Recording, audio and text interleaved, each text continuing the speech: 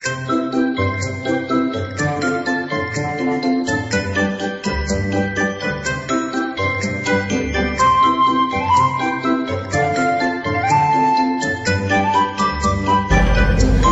teman-teman, Assalamualaikum warahmatullahi wabarakatuh. Waalaikumsalam warahmatullahi wabarakatuh. Baiklah, di sini saya akan menjelaskan sedikit materi yang berjudul ekosistem. Di mana ekosistem itu di alam ini seluruh makhluk hidup seperti manusia, tumbuhan, hewan memiliki hubungan yang saling ketergantungan, memiliki hubungan yang saling keterkaitan untuk mencari makan, mempertahankan pertumbuhan, terus juga memberikan keturunan dan menjaga keterlangsungan atau keberlangsungan hidupnya itu sendiri. Jadi ekosistem merupakan tempat berlangsungnya hubungan saling ketergantungan antara makhluk hidup dan abiotik atau makhluk tak hidup seperti itu.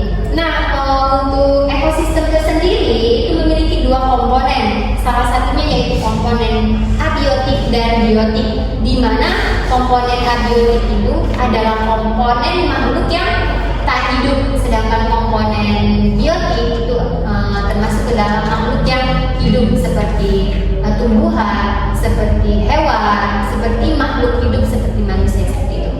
Nah, kalau untuk komponen abiotik itu sendiri itu kan termasuk ke dalam komponen yang tak hidup ya. Jadi di sini saya contohkan sebagai tanah, itu termasuk komponen abiotik, cahaya, air, udara dan lain sebagainya. Seperti itu. Nah, dalam sebuah ekosistem terdapat kayak istilah individu, populasi, komunitas dan habitat, di mana individu tersebut adalah satuan organisme yang mendiami ekosistem tersebut. Ada yang bisa menjelaskan atau bisa mencontohkan lah seperti itu? Ada yang bisa teman-teman? Ekosistem individu. Ekosistem individu itu adalah hubungan yang saling ketergantungan tapi menetapnya di habitat tersebut. Itu termasuk ke dalam komponen biotik. Ada yang bisa menjelaskan atau bisa mencontohkan salah satunya? Ekosistem Iya. seperti manusia dengan danau. Iya, benar. Seperti manusia, karena danau termasuk ke dalam komponen abiotika, sedangkan biotik itu seperti contohnya manusia, seperti itu. Nah, jadi itu termasuk ke dalam ekosistem kayak individu, bahwasannya dia bisa berkembang biak sendiri. Maksudnya dalam artian lebih ke orangnya, bukan keterkaitan atau ketergantungan antara tumbuhan, hewan, seperti itu. Kalau populasi itu seperti sekumpulan ya, sekumpulan yang bisa disebut kayak komponen biotik juga. Akan tetapi contohnya itu kayak hewan, jika gitu seperti itu. Udah. Baiklah, mungkin itu saja sedikit materi yang saya sampaikan. Lebih dan kurang mohon maaf. Silakan untuk teman-teman menanya dan menyanggah dan berpendapat lagi. Terima kasih. Boleh? Izin bertanya, nama saya Alifatin Faiza. Di dalam ekosistem itu kan ada ekosistem danau ya salah satunya. Apa sih manfaat dari ekosistem danau itu sendiri? Oke, kalau untuk manfaat dari danau itu sendiri ya, salah satunya ya untuk menjaga kelestarian lingkungan di sana. Boleh dari teman-teman lain ada yang bisa menyanggah atau menjelaskan lebih detailnya lagi? Izin perkenalkan diri, nama saya Mardiana Fitri. Untuk di sini saya akan menambahkan untuk manfaat ekosistem danau ya. Manfaat ekosistem danau salah satunya untuk manusia itu sendiri. Yang pertama ya, kalau di danau itu ada ikan, itu untuk sumber makanan bagi manusia. Nah, kalau di danau itu ada air, itu bisa buat air kehidupan manusia. Sudah seperti itu. Ada yang bisa menambahkan lagi? Aku ingin menambahkan ya. Menurut aku, danau itu merupakan salah satu air utama yang menyiapkan air dan hujan. Contoh hujan itu bisa ada karena dari pemuaian air. Terus mata air dan sungai, dan memiliki beberapa fungsi seperti ekosistem untuk konservasi lingkungan, memancing, olahraga air, dan tujuan wisata. Yang kita tahu biasa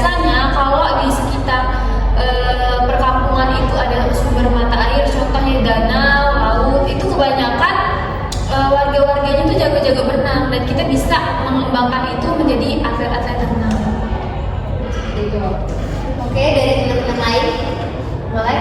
Untuk menambahkan Ya. saya Triani Dandayani, kan tadi Bila sudah jelasin katanya kalau danau kan pasti berpotensi sama yang namanya air kan? Ya. Nah dari danau itu juga kan bisa dialirin, pasti kalau di sekitaran danau itu ada tanaman-tanaman, tumbuhan-tumbuhan atau sejenis sawah segala macam. Nah itu dari danau itu airnya bisa dimanfaatkan untuk menghidupi kayak padi, mengairi ke sawah atau ke irigasi biar perairan ke sawahnya itu biar lebih lancar lagi. Iya, lebih mengalir gitu kan ya. Bagaimana Fatih? Ya. Bisa dipahami dan Dia cukup jelas. Terima kasih teman-teman jawabannya. Ya, dari teman-teman yang lain boleh ya. Jika ingin ada yang bertanya. Izin bertanya, Ya. saya tidak bertanya. Jadi faktor apa saja sih yang menyebabkan rusaknya danau? Tolong jelaskan. Terima kasih. Baik, saya akan menjawab pertanyaan dari media. Salah satu faktor yang menyebabkan rusaknya danau, salah satunya ya dari manusia itu sendiri ya. Karena satu contoh seperti dia membuang sampah sembarangan itu sudah merusak, itu sudah menjadi faktor perusak danau tersebut. Danau menjadi tidak bersih, danau menjadi tercemar, lingkungan danau menjadi tidak sehat seperti itu. Nah yang kedua apabila dari teman-teman sendiri ya, contohnya kayak misalnya kita berkunjung ke tempat wisata, di mana tempat wisata itu selebihnya atau kayak lebih bernuansa ke ekosistem ya, menjaga kelestarian ekosistem lingkungan tersebut. Akan tetapi bisa saja dirusak dengan cara mengambil hal yang akan merusak ekosistem tersebut seperti itu. Boleh dari teman-teman lain yang bisa menambahkan? Aku mau menambah. Boleh. Salah satu faktor rusaknya danau itu dari kerusakan lingkungan. Contohnya penebangan hutan, pengolahan lahan yang nggak benar. Terus juga ada kalau misalnya dari manusianya sendiri, itu biasanya kalau kita ada di pinggir danau, kebanyakan masyarakat itu mencucinya di danau. Sedangkan penggunaan deterjen, penggunaan pewangi pakaian itu mempengaruhi kerusakan danau. Tapi ya, boleh menyangga. Maaf ya, kan kalau misal danaunya itu udah menjadi kayak tempat wisata, nggak mungkin ya ada orang yang kayak mau menyuci berupa kayak deterjen atau bahan-bahan pewangi yang lain, itu kan nggak bakal terjadi kan ya. Oke.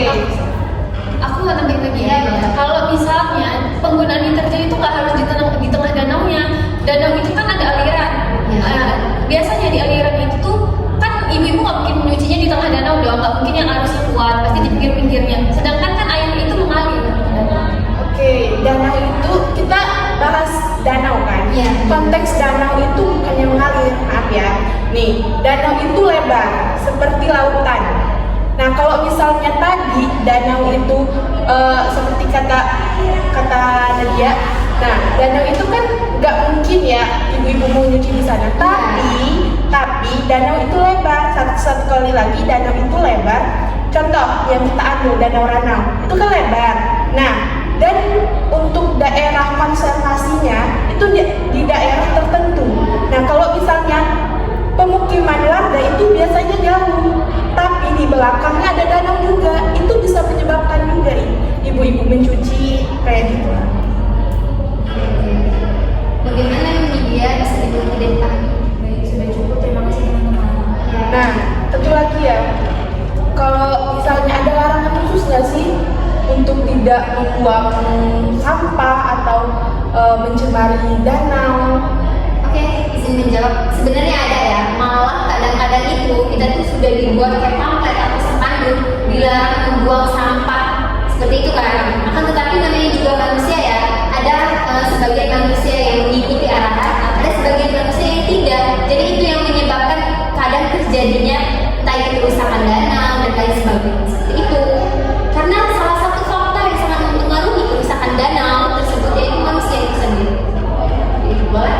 Tapi menurut saya kurang, kalau untuk sekedar ada himbauan buang sampah sembarangan itu tuh menurut saya kurang keras, karena kita tahu manusia kita tuh kurang tertib, kurang disiplin. Jadi menurut saya harusnya dari dinas pariwisata atau dari pemerintahan itu ikut turun tangan memberi sanksi manusia yang udah kelihatan nih di depan mata dia buang sampah atau kelihatan nih dia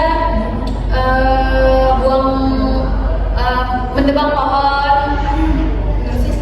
Iya, seharusnya seperti itu. Tapi kan kadang manusia nggak berpikir sampai ke situ. Apalagi kayak walaupun udah ada lembaga yang memang mengharuskan menjaga ekosistem tersebut, akan tetapi ada sebagian lembaga yang tidak menjalankan ya. Nah, otomatis apalagi masyarakat di sana itu lebih membutuhkan mementingkan kebutuhan mereka. Kayak misalnya penebangan pohon itu kan termasuk salah satu misal kadang usaha mereka gitu. Jadi mereka berlaku untuk nggak peduli gitu sama alam, yang penting kebutuhan saya itu terjamin seperti itu. Nah, izin nambah. Iya boleh. Nah, untuk kalau misalnya larangan khususnya sebenarnya ada banget ya. Kalau undang-undang, Iya, undang-undang benar. aja pasal berapa? Pasal 43 ayat B tadi ada yang mengatur dilarang membuang sampah sembarangan. Bahkan ada sanksinya yaitu penjara 3 bulan. Yang dimasalahkan ini menurut saya itu emang individunya sendiri Iya, manusianya itu sendiri. dan juga orang yang akan melaporkan. Nah, misalnya saya lihat Nadia ya, kita kan temen, Nadia buang sampah, gak mungkin lah saya mau ngelaporin Nadia kan. Itu sebenarnya individu Karena kita sendiri. berkaitan ketergantungan kami erat. Nah, seperti itu. Boleh yang lain tidak bisa menambahkan atau penyangga teman-teman? Boleh? Bertanya penjelasan perkenalkan sudah mengkaji lagi. Tolong jelasin bagaimana cara penanggulangan sampah di daerah tersebut. Oke, tadi kan udah dijelasin ya keterkaitan antara manusia itu sangat penting di dalam ekosistem. Kenapa demikian? Karena semuanya saling ketergantungan satu sama lain. Jadi gini, kita mikirnya gini, komponen abiotik itu adalah komponen yang tak hidup. Bagaimana mereka menjaga kebersihan? Karena mereka termasuk dalam komponen tak hidup. Nah, balik lagi ke komponen biotik. Salah satunya yaitu manusia itu sendiri. Hewan mana bisa dia merusak alam? Kalau enggak, manusia itu sendiri. Jadi cara menanggulanginya kesadaran dari diri sendiri terlebih dahulu. Seperti hal kecil nih, kayak membuang sampah. Sampah itu sangat berpengaruh ya, teman-teman. Karena apa? Karena satu sampah itu dapat menyebabkan kebanjiran satu daerah. Seperti itu. Nah, bayangin di seluruh daerah itu beribu ya, yang namanya orang. Kalau misalnya satu sampah dari saya, satu sampah dari teman-teman, akhirnya sampah menjadi menumpuk dan itulah yang menjadi salah satu faktor yang merusak lingkungan ekosistem tersebut. Jadi menurut saya ya dari diri manusia itu sendiri. Yang terpenting sih dari individu ya, bukan orang lain. Biasanya dari diri individu sendiri gitu. Seperti itu sih. Boleh dari teman-teman